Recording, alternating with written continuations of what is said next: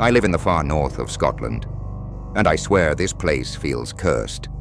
Dead seabirds, half-eaten skeletons, missing skulls, and strange figures in the fog.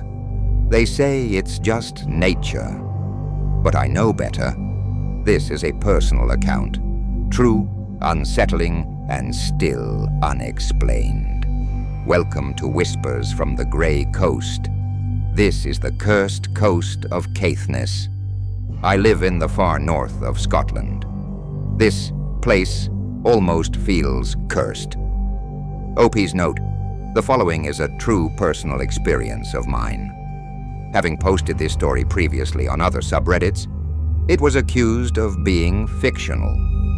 However, these events did in fact happen, regardless of if anything supernatural wasn't at play.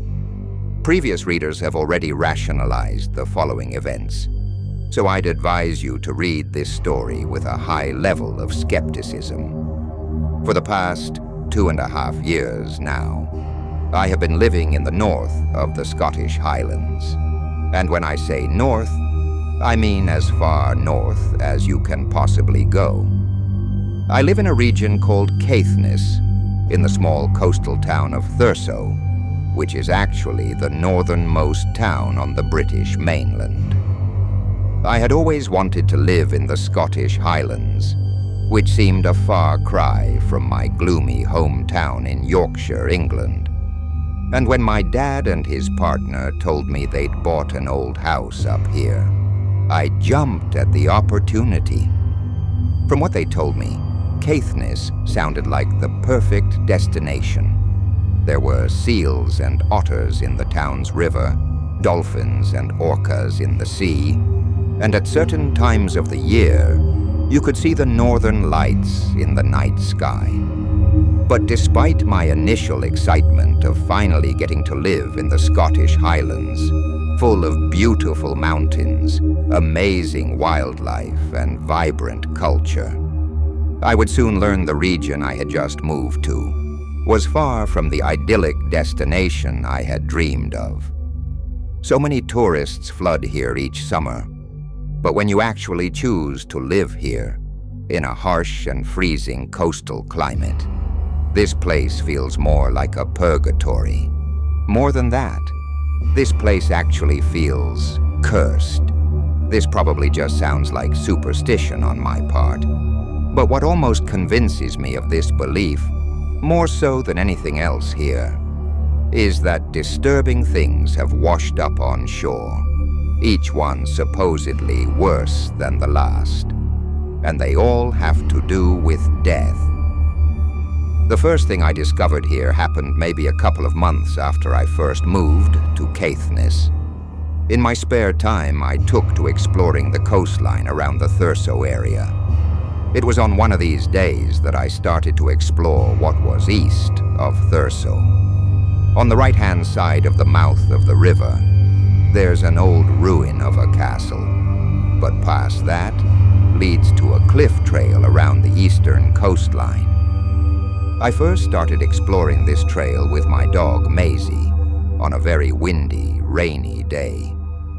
We trekked down the cliff trail and onto the bedrocks by the sea, and making our way around the curve of a cliff base, we then found something. Littered all over the bedrock floor were what seemed like dozens of dead seabirds. They were everywhere. It was as though they had just fallen out of the sky and washed ashore. I just assumed they either crashed into the rocks or were swept into the sea due to the stormy weather. Feeling like this was almost a warning, I decided to make my way back home rather than risk being blown off the cliff trail. It wasn't until a day or so after, when I went back there to explore further down the coast, that a woman with her young daughter stopped me. Shouting across the other side of the road through the heavy rain, the woman told me she had just come from that direction, but that there was a warning sign for dog walkers, warning them the area was infested with dead seabirds that had died from bird flu. She said the warning had told dog walkers to keep their dogs on a leash at all times, as bird flu was contagious to them. This instantly concerned me, as the day before my dog Maisie had gotten close to the dead seabirds to sniff them. But there was something else. Something about meeting this woman had struck me as weird. Although she was just a normal woman with her young daughter, they were walking a dog that was completely identical to Maisie, a small black and white border collie. Maybe that's why the woman was so adamant to warn me, because in my dog, she saw her own, heading in the direction of danger. But why this detail was so weird to me was because it almost felt like an omen of some kind. She was leading with her dog, identical to mine, away from the contagious dead birds, as though I should have been doing the same. It almost felt as though it wasn't just the woman who was warning me, but something else, something disguised as a coincidence.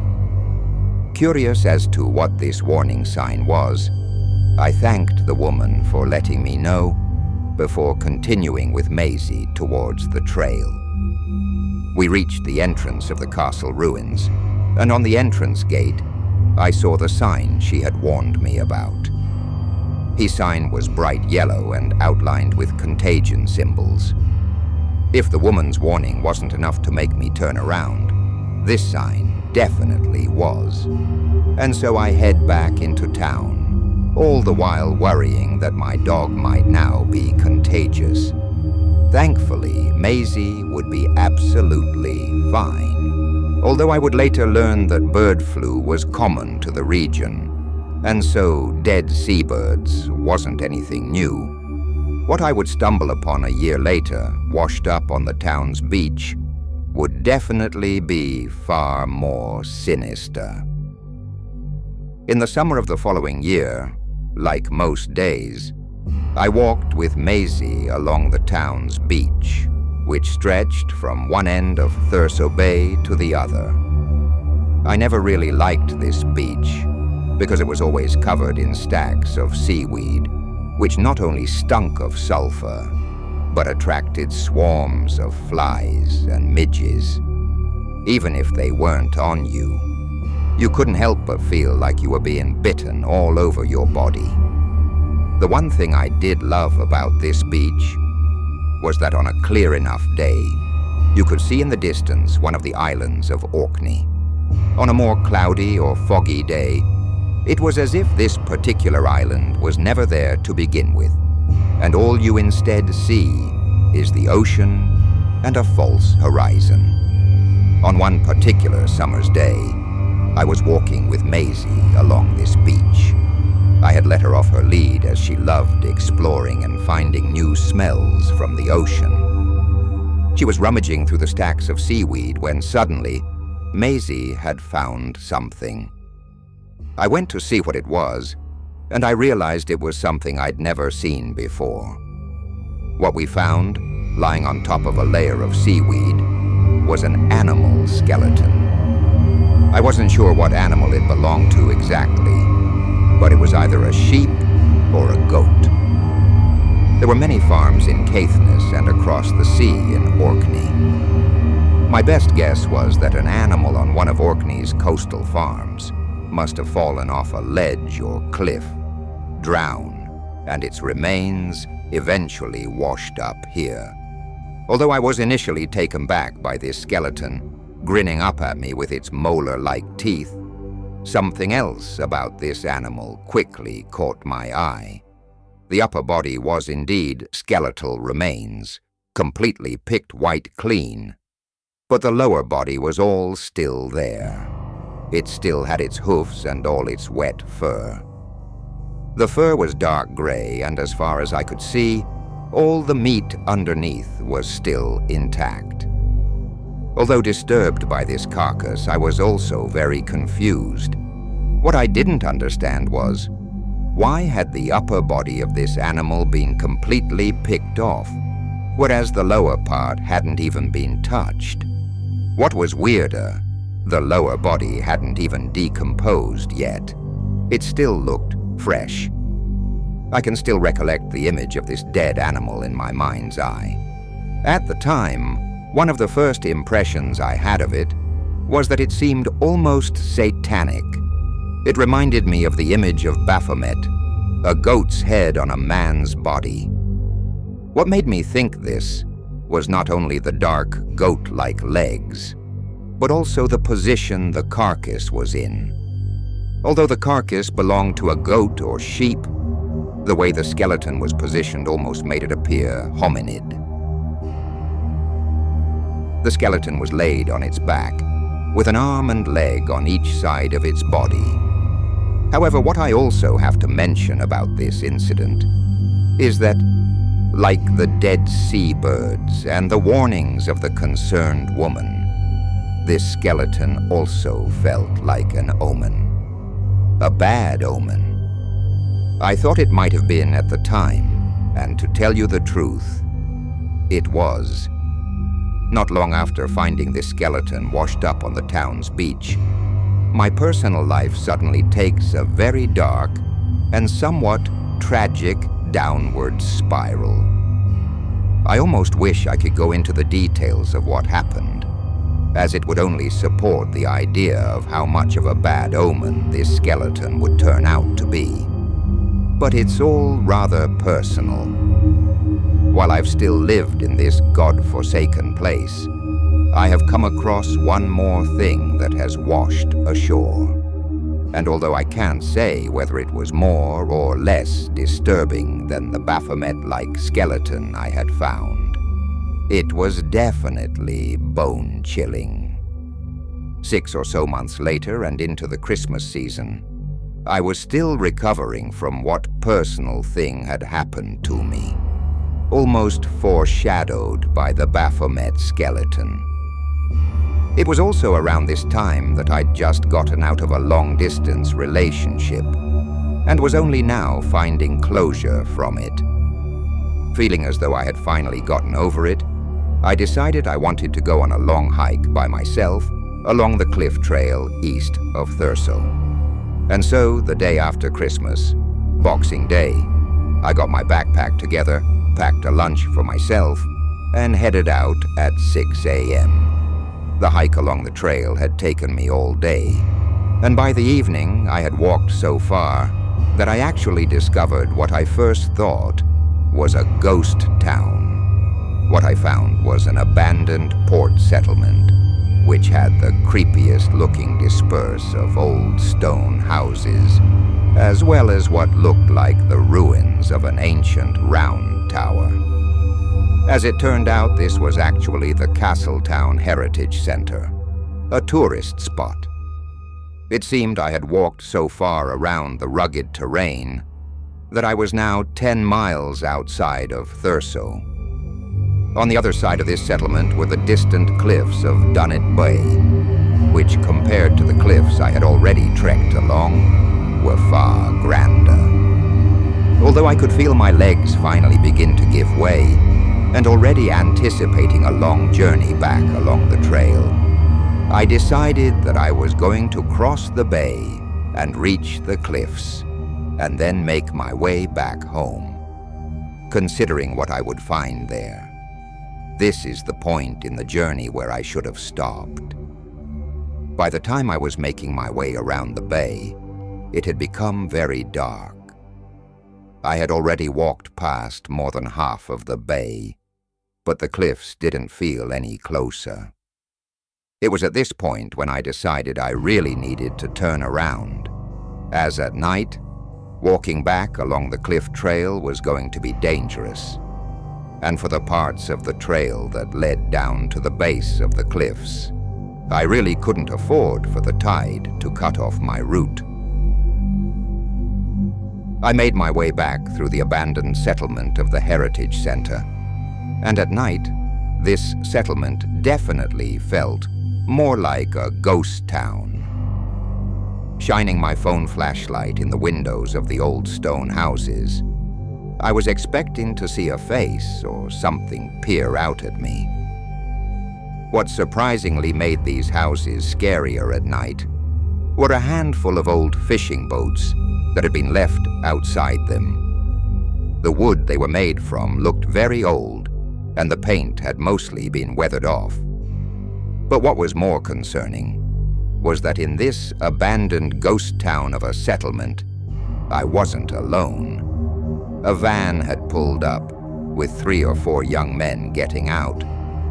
I wasn't sure what they were doing exactly, but they were burning things into a trash can. What it was they were burning, I didn't know. But as I made my way out of the abandoned settlement, every time I looked back at the men by the van, at least one of them were watching me. The abandoned settlement, the creepy men burning things by their van. That wasn't even the creepiest thing I came across on that hike. The creepiest thing I found actually came as soon as I decided to head back home, before I was even back at the Heritage Center. Finally making my way back, I tried retracing my own footprints along the beach. It was so dark by now that I needed to use my phone flashlight to find them. As I wandered through the darkness, with only the dim brightness of the flashlight to guide me, I came across something. Ahead of me, I could see a dark silhouette of something in the sand. It was too far away for my flashlight to reach, but it seemed to me that it was just a big rock, so I wasn't all too concerned. But for some reason, I wasn't 100% convinced either. The closer I get to it, the more I think it could possibly be something else. I was right on top of it now, and the silhouette didn't look as much like a rock as I thought it did. If anything, it looked more like a very big fish, almost like a tuna fish. I didn't even realize fish could get that big in and around these waters. Still unsure whether this was just a rock or a dead fish of sorts, but too afraid to shine my light on it, I decided I was going to touch it with my foot. My first thought was that I was going to feel hard rock beneath me, only to realize the darkness had played a trick on me. I lift up my foot and press it on the dark silhouette, but what I felt wasn't hard rock. It was squidgy.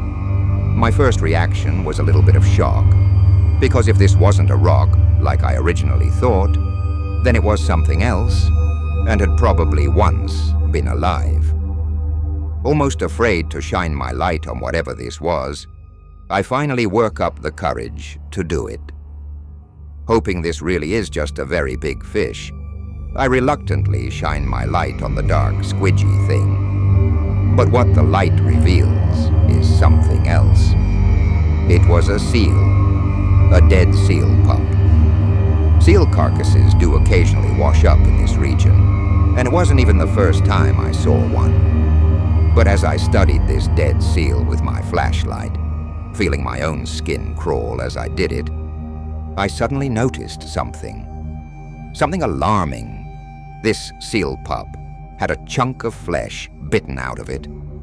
For all I knew, this poor seal pup could have been hit by a boat, and that's what caused the wound. But the wound was round, and basically a perfect bite shape. Depending on the time of year, there are orcas around these waters, which obviously hunt seals, but this bite mark was no bigger than what a fully grown seal could make. Did another seal do this? I know other animals will sometimes eat their young, but I never heard of seals doing this. But what was even worse than the idea that this pup was potentially killed by its own species was that this pup, this poor little seal pup, was missing its skull. Not its head, its skull. The skin was all still there, but it was empty, lying flat down against the sand. Just when I think it can't get any worse than this, I leave the seal to continue making my way back, when I come across another dark silhouette in the sand ahead. I go towards it, and what I find is another dead seal pup. But once more, this one also had an identical wound, a fatal bite mark. And just like the other one, the skull was missing. I could accept that they'd been killed by either a boat, or more likely from the evidence, an attack from another animal. But how did both of these seals, with the exact same wounds in the exact same place, also have both of their skulls missing? I didn't understand it. These seals hadn't been ripped apart. They only had one bite mark each. Would the seal or seals that killed them really remove their skulls? I didn't know. I still don't. But what I do know is that both of these carcasses were identical. Completely identical. Which was strange. They had clearly died the same way. I more than likely knew how they died. But what happened to their skulls? As it happens, it's actually common for seal carcasses to be found headless. Apparently, if they have been tumbling around in the surf for a while, the head can detach from the body before washing ashore. The only other answer I could find was scavengers. Sometimes other animals will scavenge the body and remove the head. What other animals that was, I wasn't sure. But at least now, I had more than one explanation as to why these seal pups were missing their skulls. Even if I didn't know which answer that was. Although I had now reasoned out the cause of these missing skulls, it still struck me as weird as to how these seal pups were almost identical to each other in their demise. Maybe one of them could lose their skulls, but could they really both? I suppose so. Unlike the other things I found washed ashore, these dead seals thankfully didn't feel like much of an omen. This was just a common occurrence to the region. But growing up most of my life in Yorkshire, England, where nothing ever happens, and suddenly moving to what seemed like the edge of the world, and finding mutilated remains of animals you only ever saw in zoos. It definitely stays with you. For the past 2.5 years that I've been here, I almost do feel as though this region is cursed. Not only because of what I found washed ashore. After all, dead things wash up here all the time. I almost feel like this place is cursed for a number of reasons. Despite the natural beauty all around, this place does somewhat feel like a purgatory, a depressive place that attracts lost souls from all around the UK. Many of the locals leave this place, migrating far down south to places like Glasgow. On the contrary, it seems a fair number of people, like me, have come from afar to live here. Mostly retired English couples who, for some reason, choose this place above all others to live comfortably before the day they die. Perhaps like me, they thought this place would be idyllic, only to find out they were wrong. For the rest of the population, they're either junkies or convicted criminals, relocated here from all around the country. If anything, you could even say that Caithness is the UK's Alaska, where people come to get far away from their past lives or even themselves. But instead, amongst the natural beauty, are harassed by a cold, dark, depressing climate. Maybe this place isn't actually cursed. Maybe it really is just a remote area in the far north of Scotland that has, for UK standards, a very unforgiving climate. Regardless, I won't be here for much longer. Maybe the ghosts that followed me here will follow wherever I may end up next. A fair bit of warning. If you do choose to come here, make sure you only come in the summer. But whatever you do, if you have your own personal demons of any kind, whatever you do, just don't move here. Maybe this place isn't cursed. Maybe it just reflects what we bring to it. Either way, I won't be here much longer. But if you ever visit Caithness, come for the cliffs, the sea, the sky. Just don't stay too long. This place has a way of keeping what's broken. This has been Horror Story. Thanks for watching. And don't forget to check what's washed up on your shore.